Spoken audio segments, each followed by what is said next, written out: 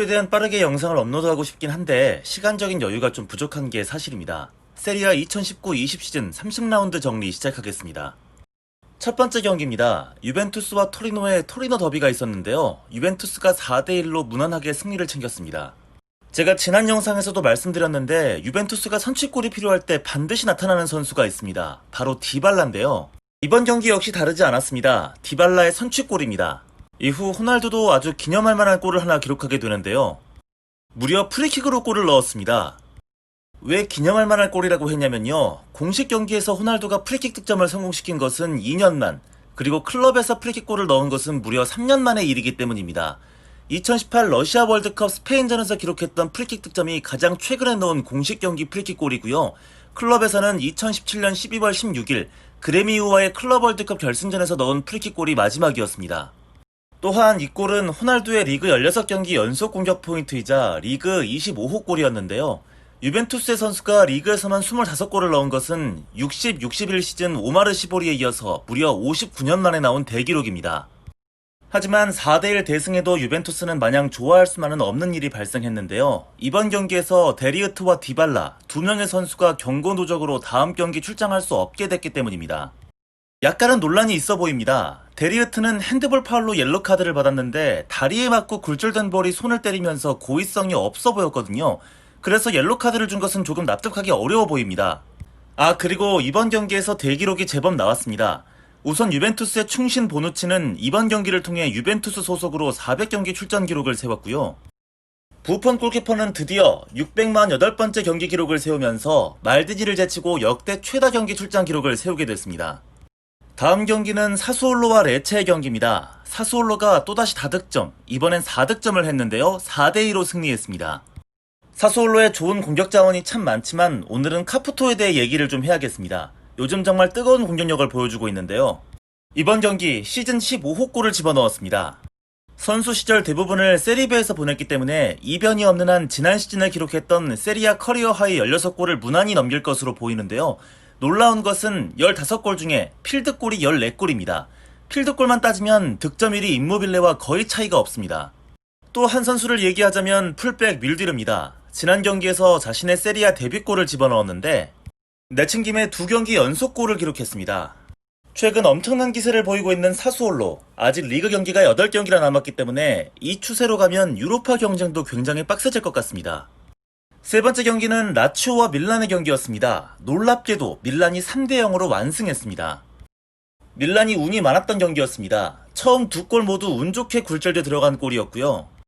경고 누적으로 임모빌레뿐만 아니라 카이세도까지 경기에 나오지 못하게 되면서 라치오의 공격은 날카로움을 잃을 수밖에 없었습니다. 코레아가 원톱으로 나왔는데요. 임모빌레와 카이세도의 결장은 생각보다 여파가 컸습니다. 경기 내내 라치오 공격에서 박스 안으로 들어오는 선수를 보기가 힘들었습니다. 그만큼 공격의 성공률 자체가 낮을 수밖에 없었던 것이죠. 거기다 라치오의 얇은 선수층이 참 많이 안쓰러웠던 경기였습니다. 주전급 선수들의 체력 관리가 제대로 되지 않다 보니 활동량이 많이 줄었고, 그 때문에 밀란의 강한 전방 압박에 속수무책으로 당하고 볼을 뺏기거나 백패스로 일관하는 시간도 많았습니다. 밀란은 최근 캐시의 활약이 참 좋은데요. 예전에는 어떤 느낌이었냐면 운동장 존나게 돌았어요. 하지만 최근에는 수비와 숏패스로 역할을 축소시키자 1인분 이상을 하는 느낌입니다. 맞다! 그리고 테오가 이번 경기에 완전 미쳤었어요. 앞서 캐시에는 역할을 축소시키니까 잘한다고 말씀을 드렸는데 얘는 역할이 없는 수준입니다. 무슨 풀백이 이렇게 올라와? 근데 무서운 건 졸라 위협적이라는 겁니다. 이게 수비수인지 윙어인지 공격수인지 당체 분간이 되지 않습니다. 반면 라치오는 라짜리의 골이 아깝게 옵사이드가 된 것이 두고두고 아쉬울 한판이었습니다. 다음 경기는 인테르와 볼로냐의 경기가 있었습니다. 인테르가 2대1로 역전패했습니다. 루카쿠의 골로 상큼하게 시작됐던 인테르의 전반전, 거기다가 볼로냐의 소리아노가 경기 중간 퇴장까지 당하고 인테르는 PK까지 얻어냅니다. 이보다 더 쉽게 이길 수 있는 상황이 어디 있을까요? 어딨긴 어딨어 이 씨발, 여기 있지. 여기서부터 꼬이기 시작하는데요. 라우타로가 PK를 놓칩니다. 그리고 더 대박인 건 갈리아르딘 저 새끼 진짜 어떻게 해야 되죠? 이런 씨발 새끼를 봤나. 그리고 우리의 갈리아르디니는 또 한 번 거대한 삽질을 해버리는데요. 실점 장면입니다. 볼로냐의 드로잉이 인테르 박스 안으로 들어왔는데요. 우리의 갈리아르디니가 자리를 잡고 있었습니다만 여기서 헛발질을 해버리면서 결국 실점이 됩니다. 이게 뭐야 이 미친놈아. 야 이 씨발놈아! 이후 인테르의 바스토니도 퇴장을 당하고 이제 수적 우위도 사라진 상황까지 이어졌고요. 결국 무사바로우에게 결승골까지 내주게 됐습니다. 사실 그리고 저는 갈리아르디니도 문제지만 콘테가 정말 문제가 많다는 걸 다시 한번 느꼈는데요. 상대는 객관적으로 전력이 약한 볼로냐, 그리고 한 명이 퇴장당한 상황. 그런데 1대0으로 이기고 있다고 후반 중반부터 이렇게 대놓고 장국에 들어가면 어떡합니까? 아니 상대가 한 명이 없는데 공격을 더 해야지. 여기서 공격 그만하면 어쩌라고. 막말로 전반에 한 골 넣은 거 외에 제대로 공격한 거 없지 않습니까? 엄마 병신 뭘 한 게 있어야 그만하지. 아유. 미리 스포지만 다음 라운드 베로나한테도 못 이기고 또 비겼네요. 이건 다음 영상에서 이야기를 하겠습니다. 다음 경기 브레시아와 베로나의 경기입니다. 브레시아가 모처럼 이겼어요. 2대0으로 승리합니다. 현재 리그 꼴찌 브레시아가 모처럼 이겼다고 말씀을 드렸는데 진짜 이긴 지 오래됐습니다. 가장 최근의 승리가 작년 12월 14일 4차전에서 3대0으로 이긴 건데요. 무려 15경기 연속 무승 기록을 끊고 힘겹게 1승을 추가했습니다. 현재 이기고 있는 경기에서 동점이나 역전을 허용하며 잃은 승점이 리그에서 가장 많은 팀인 브레시아인데요. 이번 경기는 용케 1대0에서 2대0으로 잘 벌리면서 승점 3점을 획득했습니다. 눈에 띄는 게 인테르도 이기고 있는 경기에서 승점을 18점이나 잃었네요. 이런 C8. 다음은 칼리아리와 아탈란타의 경기입니다. 아탈란타가 웬일로 1대0 소박한 승리를 거뒀습니다. 그도 그럴 것이 아탈란타가 이번 경기에서는 힘을 쫙 빼고 완전히 로테이션을 돌렸기 때문입니다.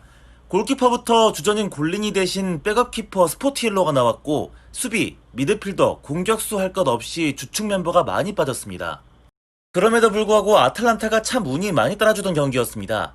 칼리아리의 시메오네가 먼저 골을 집어넣었는데 그 직전 진짜 굉장히 아쉬운 핸드볼 파울이 VAR로 적발되면서 취소가 됐고요.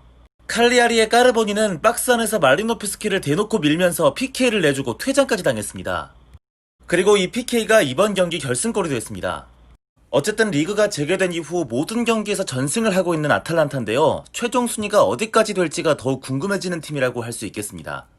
다음 경기 파르마와 피오렌티나의 경기는 피오렌티나의 2대1 승리로 끝났습니다. 앞선 아탈란타처럼 피오렌티나도 제법 많은 수의 로테이션을 돌렸던 경기였는데요.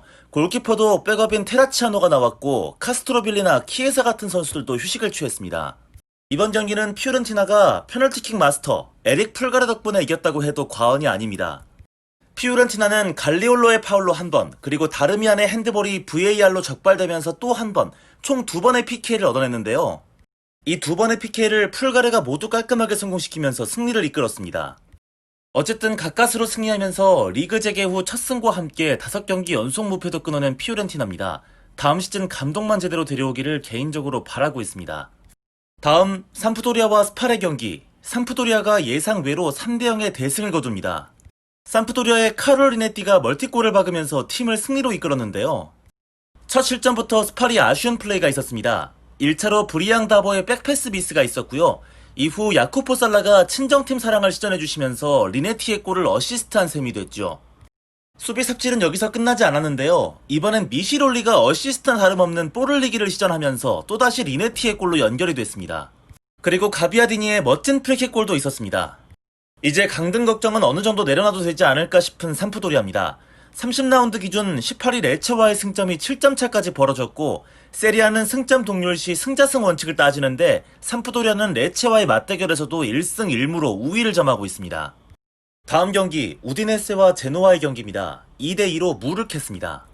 우디네세로서는 아쉬운 무승부인데요. 경기 내내 제노아의 수비를 뒤흔들며 깔끔하게 2골을 먼저 넣고 시작했는데 판데프의 원더골이 터지면서 한 골을 내주더니 결국 후반 추가 시간에 대형 사고가 터졌습니다. 지겔라르가 비라스키의 발을 걷어차버리면서 PK를 내주고 만 겁니다. 여기서도 운이 없던 게 무쏘 골키퍼가 잘 막았어요. 하지만 피나몬티가 세컨볼을 차 넣으면서 결국 실점이 됩니다. 갈리아르디니가 꼭 이 장면은 봤으면 좋겠네요. 개새끼. 예, 이제 이번 라운드 마지막 경기입니다. 나폴리와 로마의 경기. 나폴리가 2대1로 이겼습니다.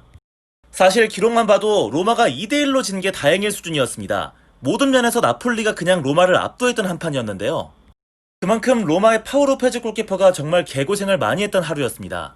이번 경기 폰세카 감독은 3백을 들고 나왔는데요. 기본적으로 3백이 가지는 장점이 한 개도 드러나지 않았던 한판이었다는 생각이 들었습니다. 쓰리백의 장점이라면 수비 시에 많은 수의 수비 숫자를 확보할 수 있다는 점이 있을 텐데 나폴리의 드리블 전진을 매번 제대로 막지 못했고 클리어링도 쉽게 하지 못했습니다. 거기다 뒷공간을 돌아 들어가는 선수들조차 제대로 견제가 안 돼서 매번 뒷공간을 털리기 일쑤였습니다. 또한 쓰리백의 다른 장점이라고 한다면 공격 시 윙백의 공격 가담이 있을 텐데요. 그건 애초에 로마에게 성립이 안 됩니다. 왜냐면 윙백 중 한 명이 자파 코스타였기 때문이죠. 하지만 어찌어찌 미키타리안의 원더골로 1대1을 만들긴 했던 로마. 하지만 운이 지지리도 없습니다. 인시니의 미친 골로 역전이 됩니다. 아무리 바라 그래도 되는 놈만 되는 게 세상이야. 죽같이. 반면 나폴리는 마리오 후의 활약이 정말 놀라웠는데요. 리그 재개 후의 폼이 너무 좋습니다. 이번 경기에서는 시종일관 정확한 크로스로 찬스를 계속 만들어냈고 결국 나폴리의 선취골까지 어시스트했습니다. 끝으로 로마에게는 그래도 한 가지 위안거리가 있었습니다. 십자인대 부상으로 쓰러졌던 자니올로가 드디어 이번 경기에서 복귀전을 가졌습니다. 앞으로는 다치지 말고 건강하게 뛰었으면 좋겠습니다. 자, 이제 마지막으로 이번 라운드에서 나왔던 주요 기록들을 다시 정리하겠습니다. 유벤투스의 디발라가 5경기 연속골을 이어갔습니다. 호날두는 개인으로는 2년 만, 클럽에서는 3년 만에 공식 경기 프리킥골을 기록했고요. 리그 25번째 골을 넣었는데 유벤투스 선수로는 59년 만에 나온 대기록입니다. 보누치는 유벤투스 소속으로 400경기 출전, 그리고 부포는 세리아 600만 8경기 기록을 세우면서 말디니의 최고 기록을 경신했습니다. 마지막으로 자니올로가 드디어 복귀했습니다. 30라운드 정리 영상이 약간 늦었는데 최대한 빨리 31라운드도 업로드하겠습니다. 좋은 주말 보내세요.